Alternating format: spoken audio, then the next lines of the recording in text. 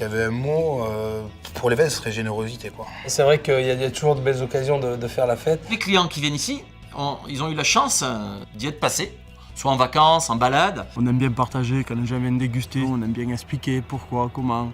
C'est vraiment une notion de partage. Ben, c'est un plaisir, quoi. Puis d'être autour d'une table avec des amis, c'est un plaisir. Le vin, c'est un partage, quoi. C'est un accompagnement autour d'un plat, autour d'une équipe, autour des copains, des copines. C'est faire partager quelque chose, quoi, notre patrimoine, notre passion, quoi. 2-3 fois par an sur la place du marché à Cône, ça s'appelle les Samedi Vignerons, où à chaque fois c'est de belles rencontres avec les clients, avec les copains, où tous les vignerons ont des petites cahutes, où on fait goûter nos vins, on vend nos bouteilles, on passe de très bons moments. Voilà, c'est un vin à boire assez facilement l'été, soit à l'apéro, voilà, c'est un vin de copain, un vin de saucisson. Je me souviens des 10 ans du concours Minervois Jeune Cuisine aussi, où ça avait été assez grandiose. On avait fini tard le soir. L'occasion finalement de rencontrer, d'échanger et de faire la fête. C'est aussi ça l'esprit minervois. On partage, on s'assoit, on s'attable, on goûte, on compare.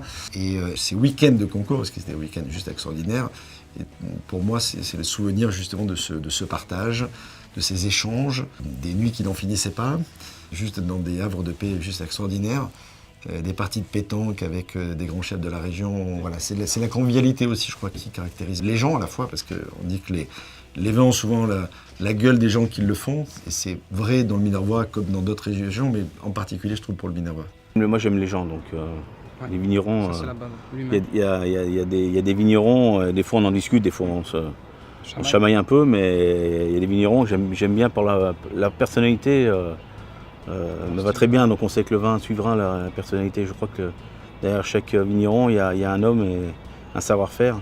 Et souvent, on se trompe rarement sur la qualité du bonhomme. Donc la qualité du bonhomme, normalement, le vin suit avec. Le moment magique, c'est plus quand on est vraiment avec l'humain, avec le vigneron qui fait son vin et qui vous montre dans son pick-up. Et on va balader dans les vignes et il nous montre telle parcelle, pourquoi ça s'appelle comme ça, tel pied de vigne qui est malade ou pas. Et voilà, on découvre avec lui son terroir, sa terre et comment il fait son vin. Et après, le meilleur moment, c'est dans le chai avec lui. Et voilà, on commence à goûter ces différentes gammes. C'est comme un compositeur. On déguste, on écoute, on goûte. Et c'est tous les sens qui sont en éveil et le partage et le plaisir qui sont au rendez-vous. Ça, c'est la magie. Après, le rapport avec le vin, il se fait spontanément, puisqu'il par mémoire, ils vont me demander des vins de cette région. Alors les gens qui y sont allés, qui l'ont traversé en vélo, d'autres en moto, d'autres qui sont allés dans des fermes auberges. Mais systématiquement, souvent, les gens reviennent vers ce terroir parce qu'ils sont déjà passés une première fois.